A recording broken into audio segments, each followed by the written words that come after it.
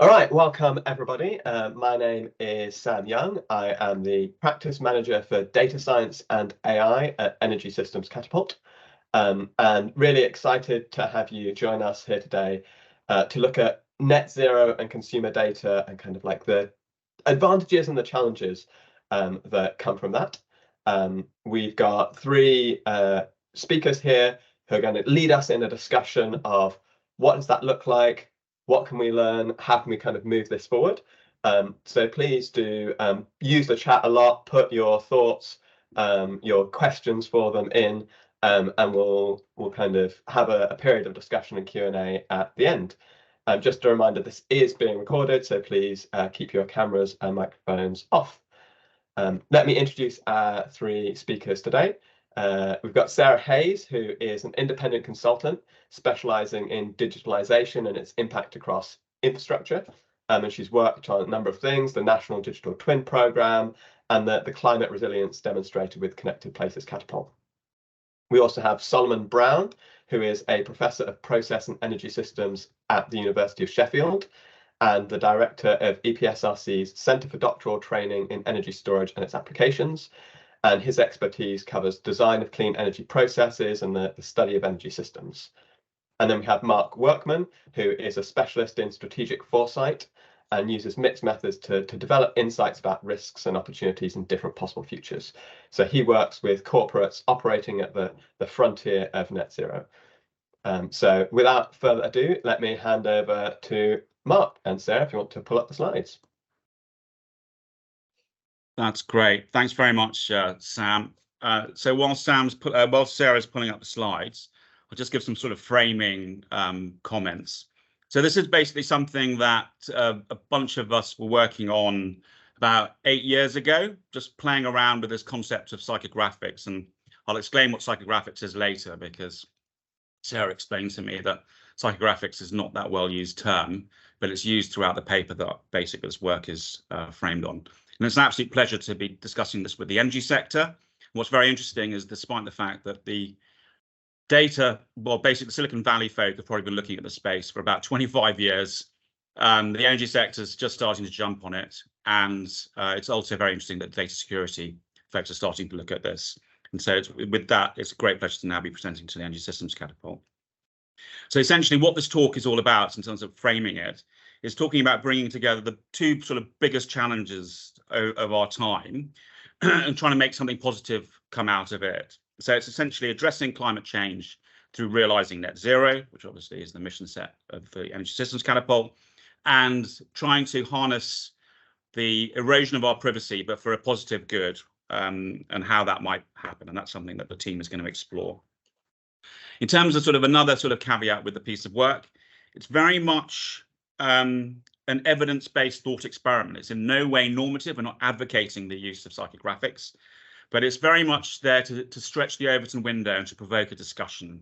And it kind of feeds into that broader narrative that I think people like Laura Sandys are trying to develop with regards to the 20 to 30 gigawatts of flexibility that's needed, that's going to be cheaper if it's from the demand side rather than the supply side. It's talking about the digital spine. It's covering issues regarding the energy sector being run by 400 people, being run by 100 million people in sort of 10, 15 years time, should digitization actually realize its full potential. And essentially what we're looking to do is explore the opportunities and then obviously consider the less savory sides that may come about. And so in terms of the sort of the quotes that are on the front of the slide, sort of the first two by Zanusha, I mean, it's quite scary, the fact that in the time that I've spoken, you know, in the EU, you would have had your data harvested at least once from your phone, pinged. And if it was the US, you'd have had data harvested twice. So I find that quite unnerving. And that's essentially a dimension of this that we're going to look at. And obviously, you don't need to be Libyan or be in Libya to realize that climate change is a very near and present danger. And it's not something for the future. So sort of move to the next slide, please, Sarah.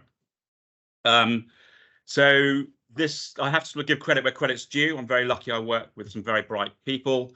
And essentially, this was a discussion, this originated from a discussion in a pub when I was just couldn't understand how, one, Donald Trump managed to get into the White House, and two, how Brexit came good, or was won by the those that wanted to leave with the referendum. And there was always this organisation called Cambridge Analytica that was being mentioned. And so I just knew there was something quirky, and I think I get very suspicious of these things as a function of having been involved in the invasion of a couple of countries, one of which was probably justified, and the other one was certainly unjustified.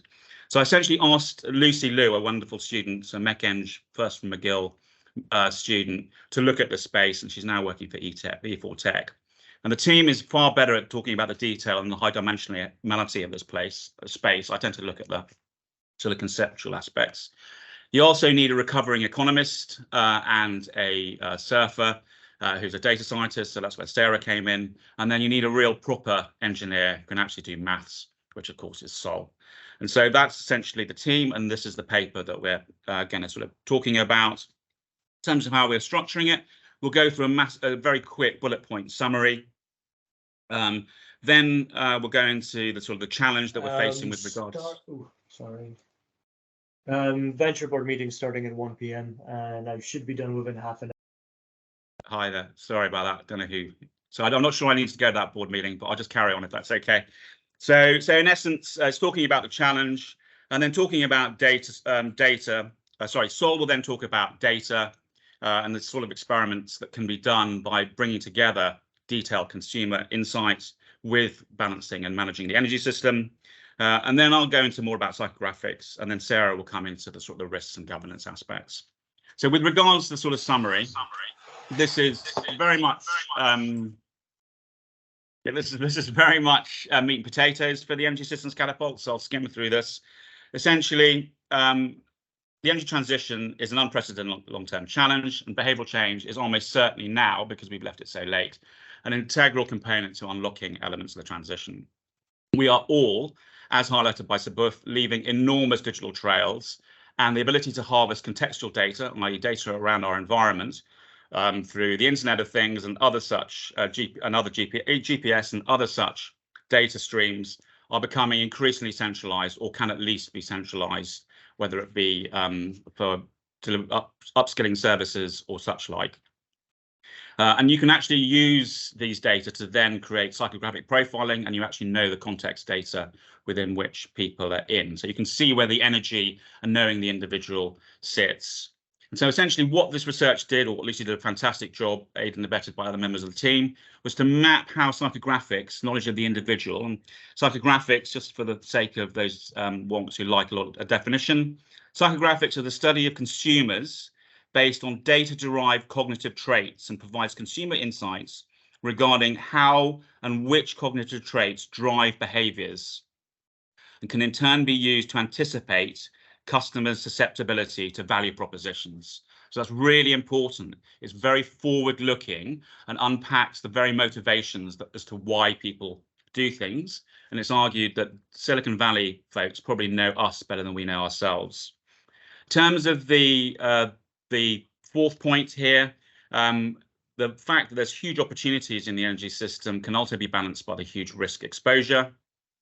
And then Sarah will unpack the cross-sectoral governance issues that need to be covered in order to mitigate those risks going forward. Again, the next slide should be very quick to those that are on from the Energy Systems Catapult. Ultimately, it's a huge challenge. This is a meta study of European energy transitions modelling outputs. And in essence, we're looking at developing a huge scale with a huge amount of uncertainty going forward. And if we could better anticipate and better work with consumers, then ultimately realising this transition will still be fraught with uncertainty, but we will certainly reduce it potentially by a few degrees of freedom. So on that, I think it's over to Sarah. No, Sol or Sarah. It very briefly me. Thanks, Mark. So if we are going to get to net zero, and if we're going to take the lowest true cost path to net zero, we need data to help us make the right decisions to get on that path. And we need evidence to inform the decisions that we make. We can't be making our decisions based on whims. It needs to be evidence-based. So we need to have a data sharing vision to take us to net zero. And in that data sharing vision, we need to be thinking about non-personal data. So that's typically asset data, infrastructure data, but also personal data. And that's obviously the focus of the discussion today, is around the use of personal data. But crucially, when we're thinking about non-personal and personal data, we need governance of all of that data to enable the right level of trust and security. This is absolutely paramount, that we're building trust across consumers so that data is used in the right way. So it's over to Sol now to talk about what kind of data is going to be useful and how it can be used. Thanks, Sarah. So in kind of thinking about what to present to you today, I kind of thought about two case studies that my research group have looked at in the recent past. One, which I'll go through here, around district heating expansion. So what I'm interested in, and kind of the driving point, is that the thing that drives the expansion of pieces of infrastructure that we need is ultimately people's decision making to join them and to utilize them as a piece, as a service for themselves. And very much when you're looking at district heating planning, then that's maybe not something that you include. That has typically been included in understanding how they evolve as a business proposition going forward, and their utilization. So what preempted this study was to understand that a bit better and to put the consumer of the heat at the heart of how the system evolves and would be utilized, and to feed that back into the decisions that you would make about the technical design of the piece of kit that you were laying down.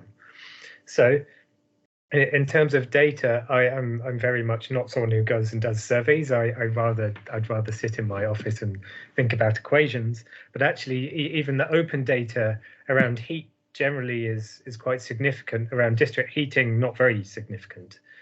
So in order to understand consumer profiles and decision making, we had to draw on quite an array of data. So some of which was yours. The Energy Systems Catapult has obviously done some sterling work around heat, but there's also broader understanding that we require around kind of more psychographic elements. So what kind of consumer groups do people sit within?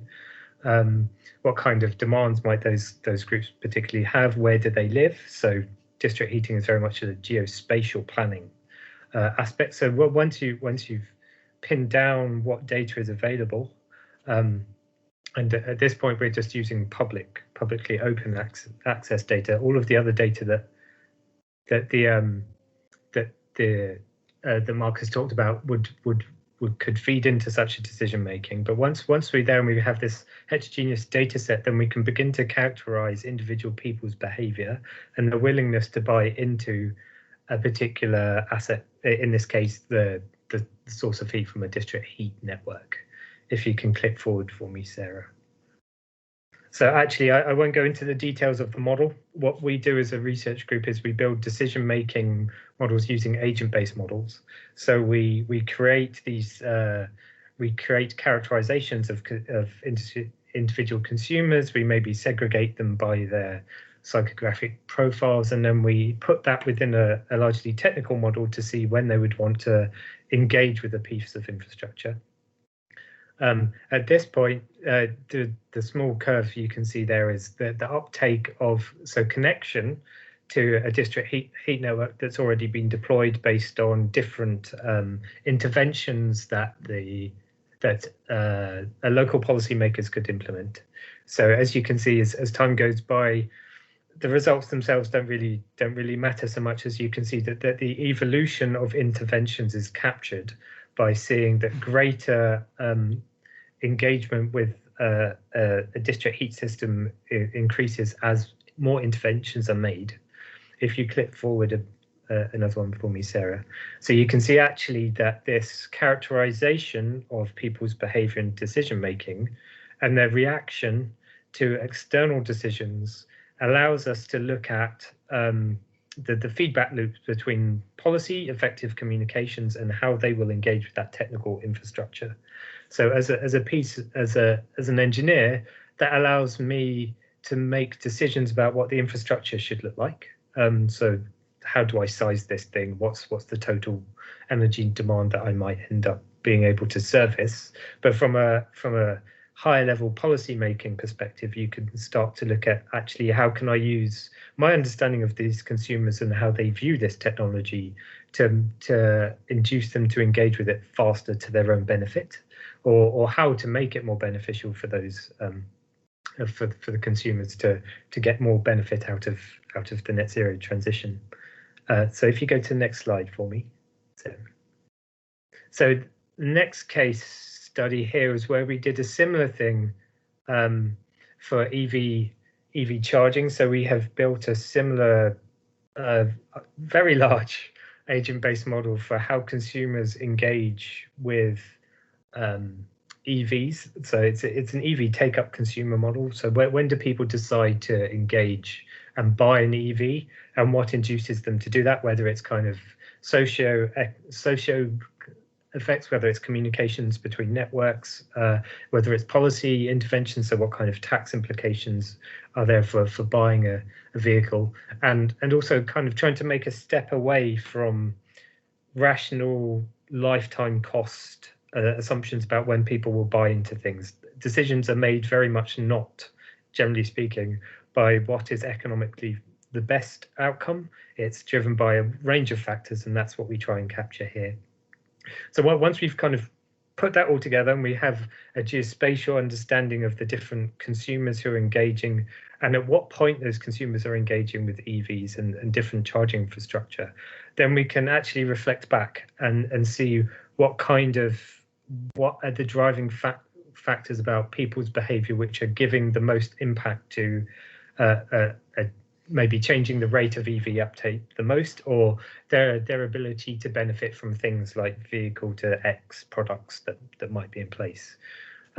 So we have this very core consumer-based model, which is itself producing data that we can then back analyze and understand what the core impacts are. And on the left-hand side, you can see, I won't go into the very geeky maths about what's been used to produce these things, but essentially if you are looking at vehicle to X as an opportunity for people who are taking up EVs, and what factor is driving their ability to get most benefit out of those EVs, then after some posh maths, then it turns out that perhaps kind of obviously the total travel distance made by those EVs is what dominates their ability to take advantage of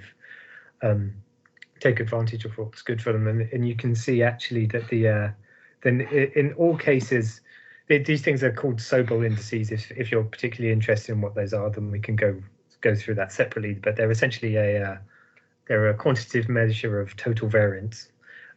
Once we know that, actually, then we can kind of feed back some of that understanding into willingness to participate in EVs, and we can start looking at break down things like when are different socioeconomic groups able to engage with EVs as a capital investment.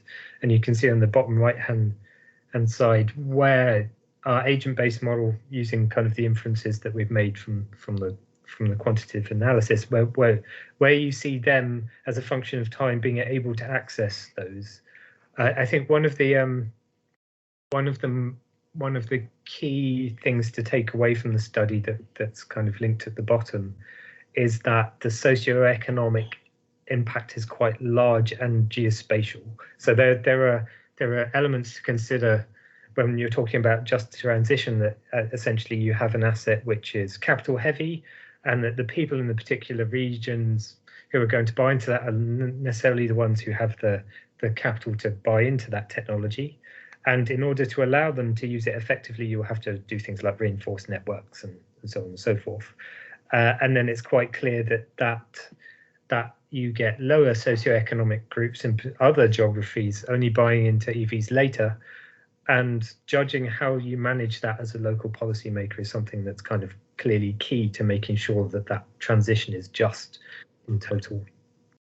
So I've just gone through a couple of case studies where we can take key consumer data, how people behave as real people, and then understand how they work within the wider technological sector, and how we might have a useful feedback between those things and policy, so that we engage with people's decisions early and understand how that impacts our later decisions. Right. Thank you. That's great. So essentially, we know that we can use data to seek insights into consumers and its importance and how it informs national strategy and national policy. So essentially, what provoked this work in the first place? It was essentially, this is a summary of the article that I read, and the definition of psychographics is at the top. So I won't repeat that again. But in essence, it's the Cambridge Analytica Trump campaign and their role in it. And this doubles down on the points that Sol was making about the role of geospecific data, geospatially specific data, and also almost real-time dynamic insight into consumer behavior, how it feeds back in order to allow the energy system or electricity system to be better managed. And in essence, what the Cambridge Analytica crew did was they amassed about 5,000 data points on the behavioral trends of about 50 million US voting citizens. They harvested everything: health concerns, car ownership, what color they like their toothbrushes, and so on. And by the way, all of us have got probably pegged 5,000 data points by the Silicon Valley crew. And if your kids are on their phones as much as mine are, those kids they're going to have about 60,000 data points, which means that they will be able to be profiled far more voraciously than we are. So just worth thinking about that going forward. And then they actually purchased these data points entirely legally from the big tech companies from the Valley, and then from the digital traits, which were harvested from the traits going online. And then what they then did was they then sent specific surveys via Facebook. So every time that you do these surveys or play a game online, they're harvesting data about you. And they actually sent out explicit surveys to create portraits, and they were iterating essentially what the profiles and how they would deal with these consumer groups. Now, energy companies probably have about 6 or 7 personas as the type of consumers. When we're talking about micro-targeting through digital footprinting, you're talking millions of segments. They are able to get down to a level of fidelity that is unprecedented. And that's really important in terms of the way you think about consumer goes through the transition, as listed in Sol's part of the talk. And so with the US, with regards to voting, it was only once the psychographic profiling was established that they then start linking that to political preferences. And then they worked out how that personality profile could then be coupled to political voting. And obviously, if it's geospatially specific, and you have a college vote system, then you can manipulate people to either stay at home and not vote, or to go out and vote, depending on how you want to manipulate them going forwards. I'm not advocating manipulation of people, but I'm just saying that should this be adopted in the energy system, you can see how those sorts of traits would be incredibly useful. So how can we apply this to the energy sector? So moving on to the next slide. So with regards to the energy sector, what the utility companies tend to use tends to be very much tends to be very much based on surveys and sort of demographics and so on, which tends to be very backward looking. And so what the psychographic piece does, when fused with contextual data, and that's around things like smart meters, but even to greater fidelity around the Internet of Things, heat sensors and so on, you can actually start then generating a coupling and a model as to the way an individual will behave, not only in the past, not only in the present, but more importantly, going forward. And that's what's really key here. So what you can get from the backward-looking data, i.e. how the utilities actually do it at the moment, is you can actually get 2 people of very similar age, very similar household income, family size, but can have completely different consumption patterns if you have such a low level of fidelity going forward. And so that is essentially the role of psychographics and how we want to take this thought experiment going forward. If you can understand the context, you can understand the individual, you can understand the individual and how they were motivated, how would that result in contributing to the net zero transition? So if you go to the next slide, in terms of the financial implications of the introduction of sort of psychographic profiling within the energy system. The big one is obviously systems flexibility, and it plays very much to Laura Sandy's point regarding the fact that you're going to have 100 million participants within the energy system, and that it would be much better, rather than building 20 to 30 gigawatts of supply side, reducing the demand side by at least a small amount would make a significant reduction in the whole system's cost. And obviously Goran Strabak's promoted work around the benefits of the system of about 40 billion pounds is well cited and cited here. In terms of enhancing competition, this is something that Sarah might pick up in her part of the talk.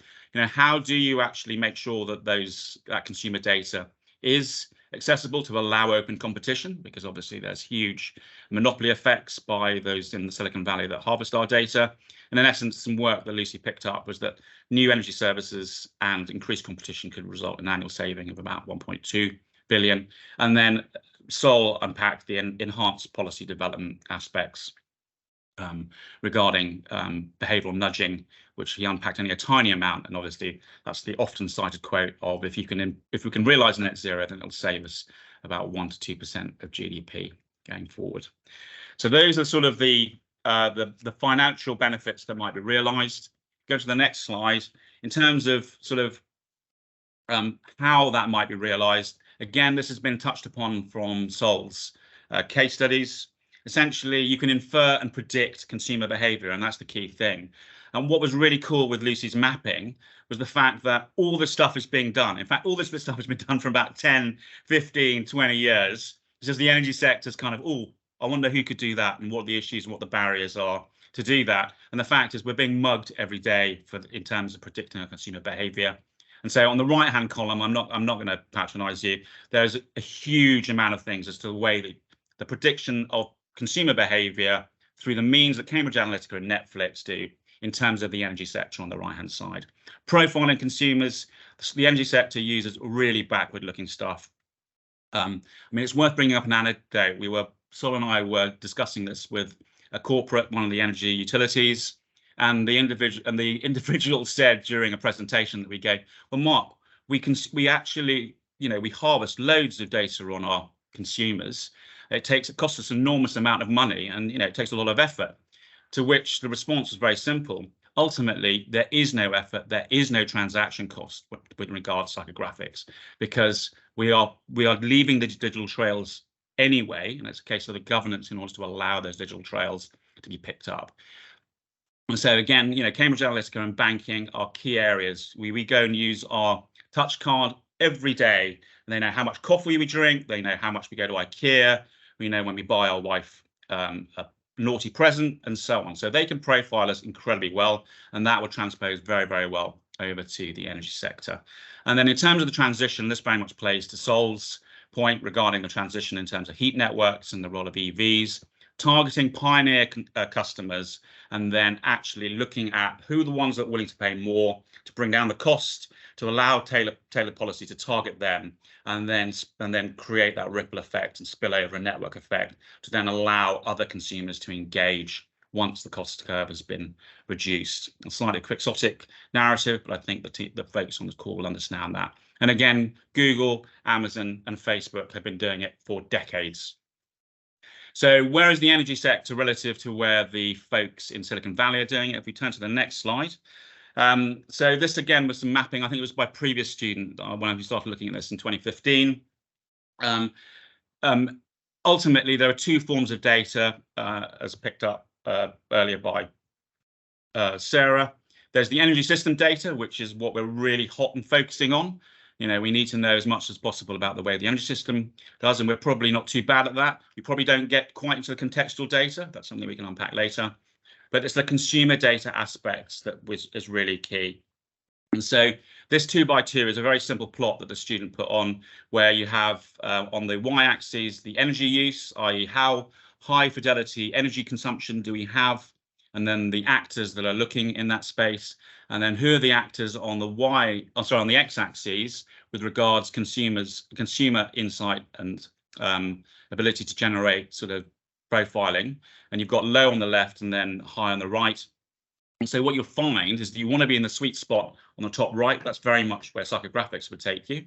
You've got the Silicon Valley folks in the bottom right who know the consumers so well. It's ridiculous. And then you've got a bunch of startups. I don't even know if they're still around, actually, because this is a bit dated, who know a lot about the energy consumption in the top right. But if you could fuse those together, that would be incredibly powerful. And this is something sort of Sarah wanted me to bring up, is that ultimately there's a need to sort of balance better access on consumer data. And it's very obvious that GDPR is probably not fit for purpose when it comes to this aspect, and she'll almost certainly unpack that later. And so that's kind of the opportunity and the state that the energy sector is looking at this space. And if we go on to the next slide, the key issue here is that we are already being abused in terms of the way that our data gets used. So how can we make good and very much play to that point that Sarah was making regarding the importance of trust? All right. And so the key thing here is that there needs to be ultimately, sorry, this trend is actually going to get worse. And there are huge unintended consequences. So it's going to get worse in that our kids are basically going to have about 60,000 data points. So it's something that we need to address as a matter of priority. But can we address it in a way that becomes a force for good? There are huge unintended consequences of profiling in terms of vulnerable customers and anti-competitive behavior. And also, I think this was stuff that Airbnb picked up. The AI basically picked up discriminatory patterns within the way that people were using Airbnb, and that was baked in as a function of the algorithm that was then subsequently used. And so I think Sarah's going to kind of unpack some of this going forward. And I think the key message here, so I slightly fumble this slide, is that there is a need for regulation here, but it needs to be the right type of regulation. And that's incredibly subtle and nuanced, which hopefully then allows me to get onto the specialist in this area, which I believe is Sarah.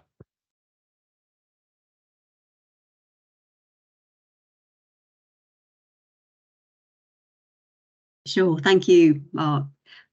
So I think what we've been able to do so far is to really set out that there are some massive opportunities for using consumer data for good to be able to enable net zero nudges, but we face some real challenges and some real risks in the way that data could be used against us. So there's a real delicate balance that we've got to forge in the way ahead.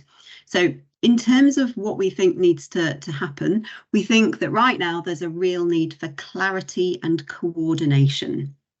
So it's great to know that organisations like Ofgem, DESNZ, the Information Commissioner's Office, Energy Systems Catapult have an increasing focus on consent data. You know, there is I think what we've seen over the last few years is there's an increasing focus on the consideration of consumer data and how do we manage this problem. And we've got the Smart Data Council that's been set up earlier this year. So that's a really positive step in the right direction, but it means there are lots of actors in this space, and so we need to coordinate. There's a massive need to coordinate here across those different actors to make sure we get to the best outcome. So if you want to go down into the detail and we think of, say, an example like MPANs, so unique electricity supply points, at the moment, this is classified as personal data by the ICO, so there are restrictions on the way that it can be used. But, you know, there's a strong argument to say that if it were used appropriately, then it opens up the opportunity for net zero nudges. But I think what is fundamental in all of this is that we need a very simple and clear consumer journey. The consumer, all of us, everyone needs to be able to understand what our data is being used for and what our choices are. So when we're thinking about forging this path to net zero and our need for making better use of data to enable us to make the right decisions to take us on that path to net zero, and the whole bigger picture of using data across the whole energy system. You can think about connected digital twins across the whole energy system and how that will take us to net zero. I think we can sort of broadly think about a data sharing infrastructure to lay the foundations for sharing data across energy and beyond energy. But I think we need to think about both non-personal and personal data. So I see in the work that I'm doing that progress is being made in the sharing of non-personal data. Now, there is a huge journey ahead in terms of the sharing of non-personal data. I'm not suggesting in any way that we've done and dusted that. There's an awful lot that needs to be done in that space. But I think when we are thinking about a data sharing infrastructure for non-personal data, we need to widen that and start to think more about personal data, because it is, as we've already heard today, part of that bigger picture. So we need to be setting clear rules of the road for sharing personal data in a way that enables us to embrace the opportunities that we've been talking about today, but also protects customers, and also in a way that consumers can understand. And this isn't just limited to the energy sector, it really needs to go across all sectors. So that this really brings us to a key recommendation that came out of the paper that was published a few years ago, that we need cross-sectoral data best practice principles to help us in this space, to take us forward. And when we're talking about these cross-sectoral data best practice principles, it's elements like being able to think about consent. So it's really positive to know that different authorities are thinking about consent at the moment, but there is a need for coordination across those different authorities. It's this point about this delicate balance between maximising the opportunities from sharing data to enable us to get to net zero, to these net zero nudges, but also to be able to look after the interests of consumers, to ensure that privacy is protected in the right way. And it's a really delicate balance. I think there's a real scope here for the development of privacy enhancing technologies. But in all of this, you kind of need this coordination across the different authorities involved to ensure that we are sort of treading the right line here in terms of that balance between making the most of opportunities and protecting consumers at the same time. I think it would be easy to get that balance wrong, and that's why we really need to sort of take this bigger picture approach and also sort of, go at it from the perspective of the cross-sector data best practice principles approach. When we're thinking about setting standards in the area of data, it's important to make sure that we address the dynamic aspect here, that everything needs to evolve as technology changes, as things change. But also, I think when we think about regulation, in the past, there's always been a tendency not to regulate nascent markets. That's sort of some of the, the guidance that comes out of regulation is, leave nascent markets alone, let them develop, and then you come in with regulation later. But I think the lessons learned from the development of the internet suggest to us that actually we need to be more forward-looking with our approach to more anticipatory when we're thinking about how our consumer data is being used in this space, and perhaps think about the role for regulation sooner rather than later.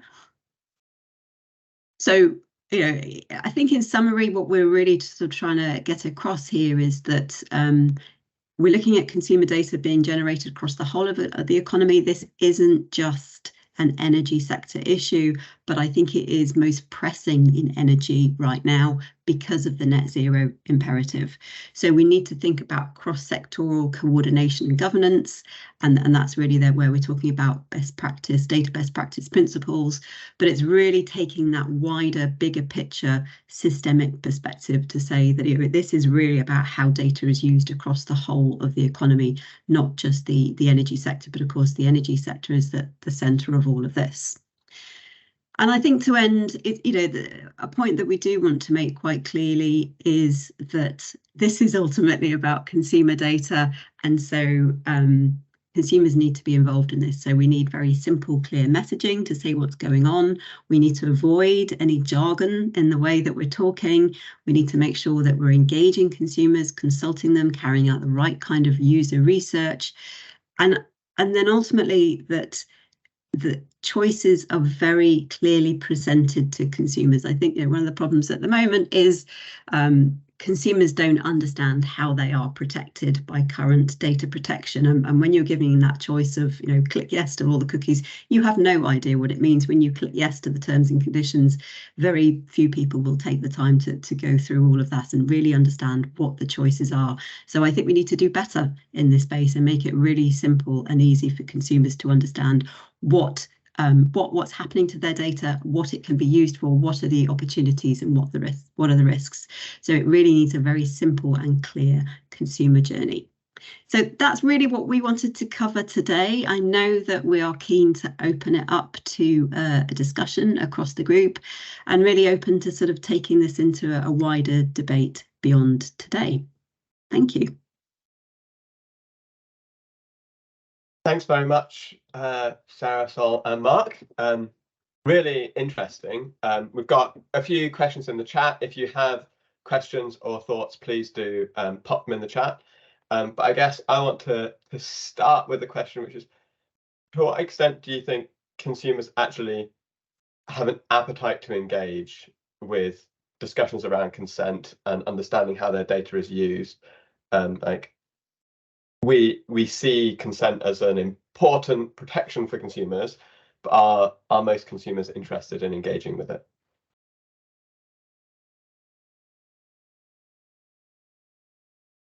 Sarah, that's a perfect question for you. Yeah, well, I think consumers, no, I think people aren't, that because it's just too confusing at the moment. It's really not clear how your data is protected, if it's protected.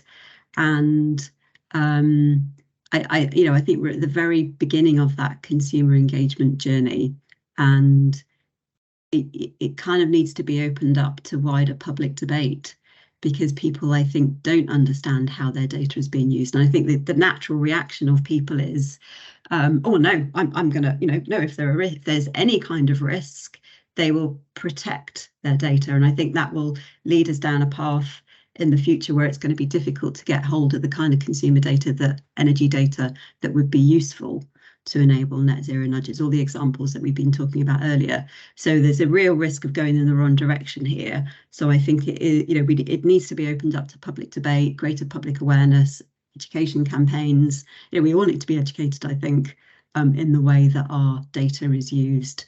And I think we're at the beginning of that journey. Yeah, Sam, I think the short answer is that if you ask the consumer, do you give a hoot about your consent, they kind of go, no, it's just a Faustian pact that I have with Bezos and Zuck and all that lot. But ultimately, when they find out how their data is used and the opportunities for mal use and all sorts of Machiavellian practices, then I think that does open up a level of conversation. And then if you can co-generate some kind of conversation around what sort of protections and guardrails they'd want to put in place in order to make sure, there's a strand of conversation again, is open-ended consent right? I personally don't believe that to be the case, but I don't know what sort of length of consent is right. And I think that's something that would require some kind of societal norm to be established that can't be had with a bunch of technocrats and engineers sat on a call. So we need to start that conversation, and the realization of how dark it could possibly get, which is why they came up with the talk, title of the talk, is really important. People get really annoyed when that happens. So you can already tell the visceral national mood around Brexit and the 7 years of lying from Boris Johnson. I mean, you can feel that palpable out there, and so needing to know what you're doing with these sorts of things is really, really important, and people will care when they know that bad stuff can happen. Yeah, because you could say the easy answer is no. Can I use your data? No, and there's I think as we're saying, there's a real risk there in that, because it will restrict how we can use that data in the future. I think Nigel makes the point much better than I do in the chat there, about it can be quite hard to click through and actually decline the use of your data, and because the consumer journey is not clear at the moment. Picking up on a kind of theme and a discussion that has started in the chat around the resolution of energy data, whether that's kind of like half hourly, 10 seconds, 50 million hertz.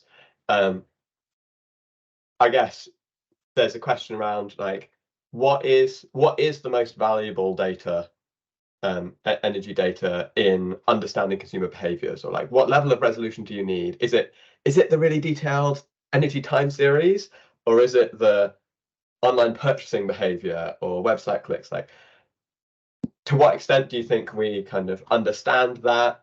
To what extent, yeah, what are your thoughts on that? What's the most powerful data or combinations of data for understanding energy usage in consumers? Buy me a ticket to Silicon Valley. I'll go to Palantir, who do it for the US military. They do psychops for the military. They get scaring the heebie-jeebies out of Al-Qaeda operators on the ground. And going to, I mean, Alex Nix will know the answer to that. Alex Nix obviously liquidated Cambridge Analytica, but he rigged so, I probably shouldn't say this. He obviously had all sorts of political dimensions to what he was doing in Cambridge Analytica.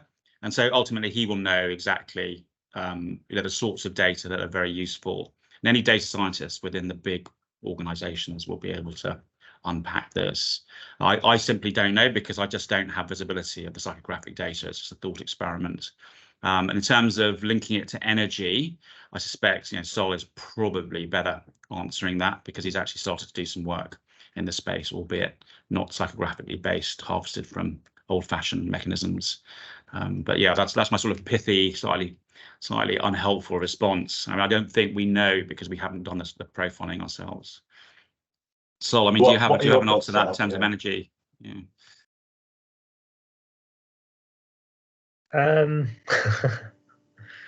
I guess, speaking as an engineer, my reticence around it is that it's just complicated, and I just I struggle with kind of the definition, the what I feel as unfirm groups around psychographic groups, and then how that plays out through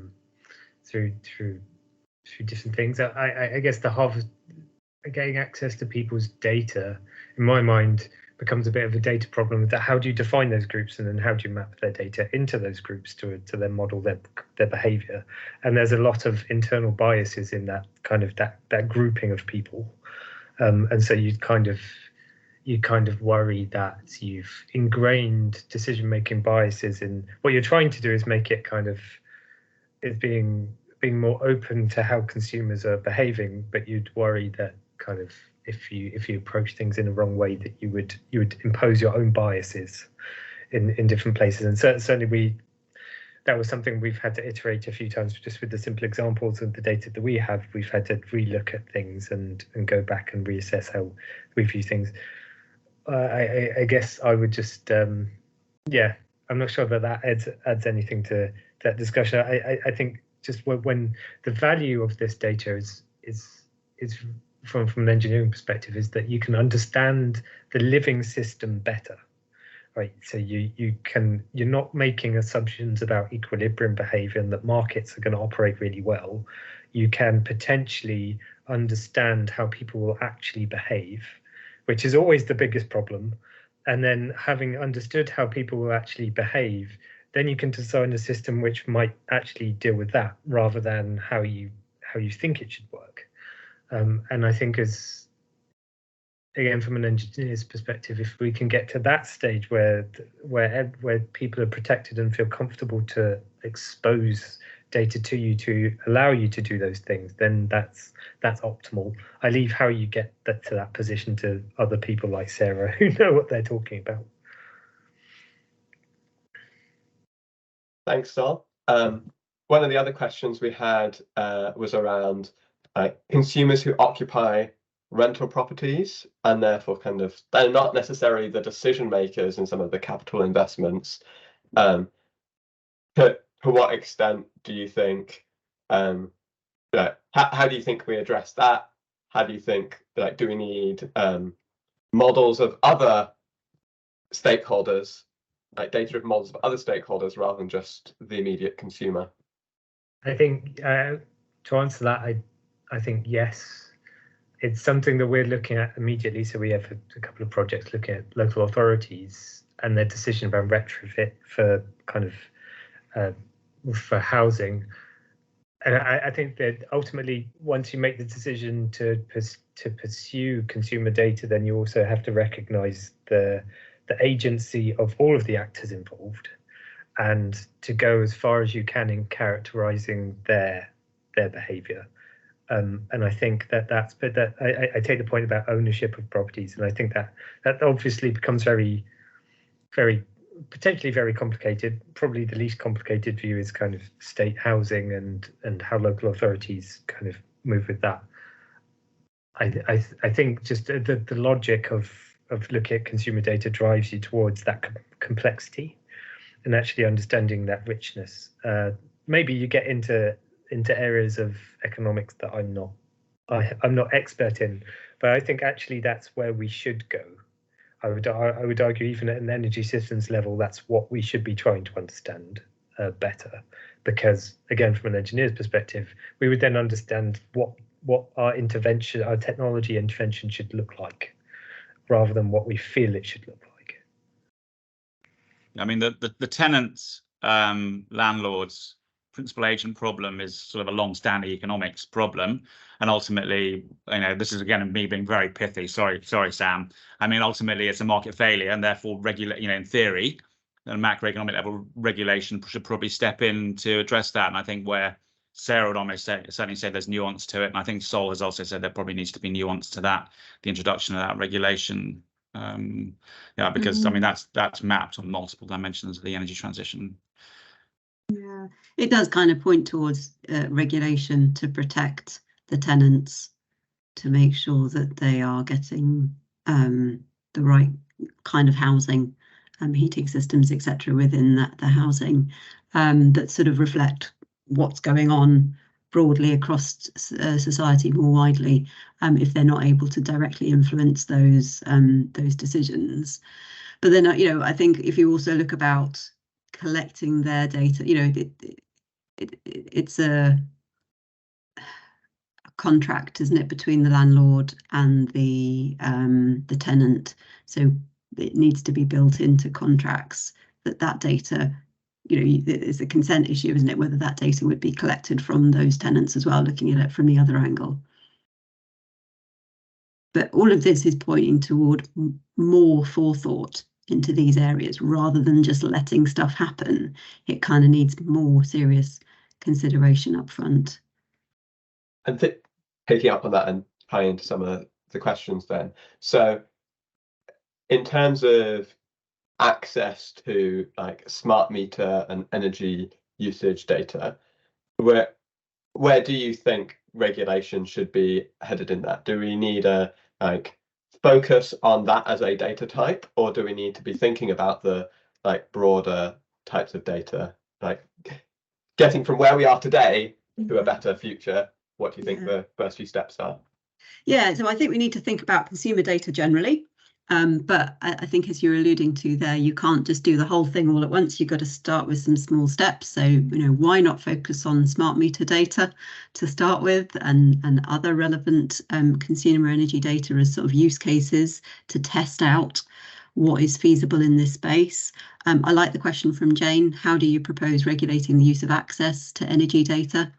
And I think there are some examples there from non-personal data. So when we're thinking about access to infrastructure asset data, some of that will be of critical national security. So some of that data needs to be held in a highly secure way.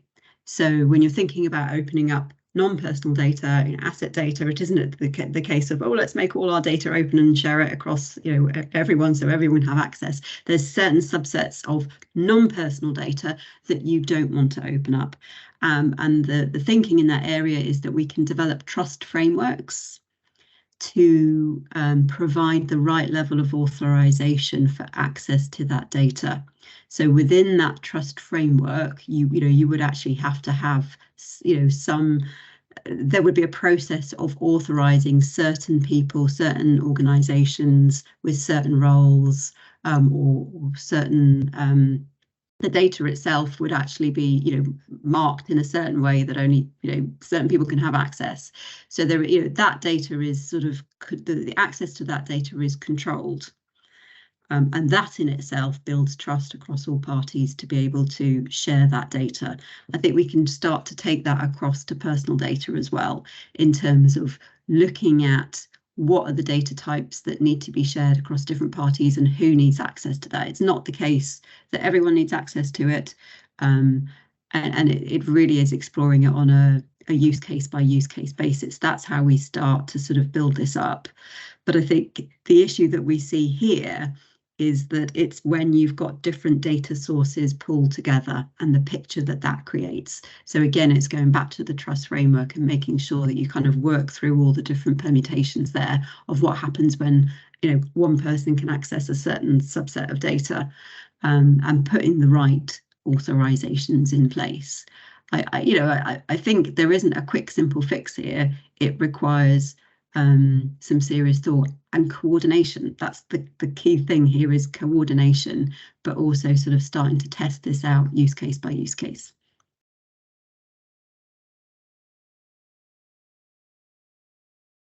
Great. I think, yeah, the challenge of coordination is a real live one, isn't it? I guess there's also the challenge around established organizations that already know lots about us, the kind of tech companies and that kind of stuff. And if we shift the expectations, we're trying to like change the way that we're thinking about this data sharing for wider purposes, that entrenched kind of like, how do we change the power dynamics there, is potentially a challenge that we'll face. I guess the last question perhaps that we'll cover, like, broadening it out slightly, but like, do you have any understanding of how much this is already being, like, kind of psychographic profiling is already being used in, for example, energy suppliers, or where the financial incentives are incredibly strong? You kind of like suggested, Mark, that, well, it feels like they're still doing the like demographic profiling.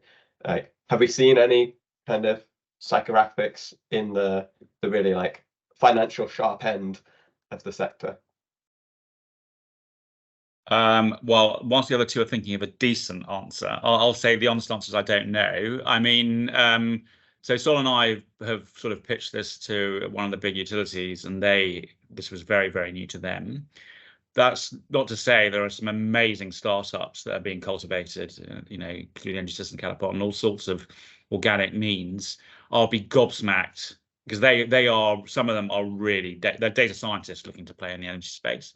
And so I would be absolutely very surprised if they're not doing some of it, but how to map that or get a handle on it, I would struggle. But again, Sarah's the data specialist and Sol's the engineer, so they might have a better answer to my rather platitudinous response. I mean, I think. Sorry, Sarah. I guess it's just the natural destination for where you have the data. I mean, other data people will tell you that someone who plays with data just always wants more. And then as soon as you see something that you can characterize with it, then you use it. And I think that's just the part of the reason for this discussion is really that is just the inevitable journey that we're on. And having seen it happen before, we just recognize it. I mean, experience says that probably different companies are on different parts of that path, but they're all pushing towards the same thing. So whether people are already there or not, I think is sort of by the by. It's just that we recognize that that's where we're heading. Then we should have the discussion now before it becomes I guess something before it becomes a blocker to its actual use to help people, which is ultimately what we're all interested in. Great. I'm afraid we have run out of time there, so you'll have to talk to Sarah separately if you want to hear her views on that question. Thank you very much for joining us, everyone. The next of our Value and Energy Data series is on cybersecurity, so that'll be happening in October. So do look out for that. Yeah, and thank you very much to our speakers for coming and leading an interesting discussion on this. Thank you all.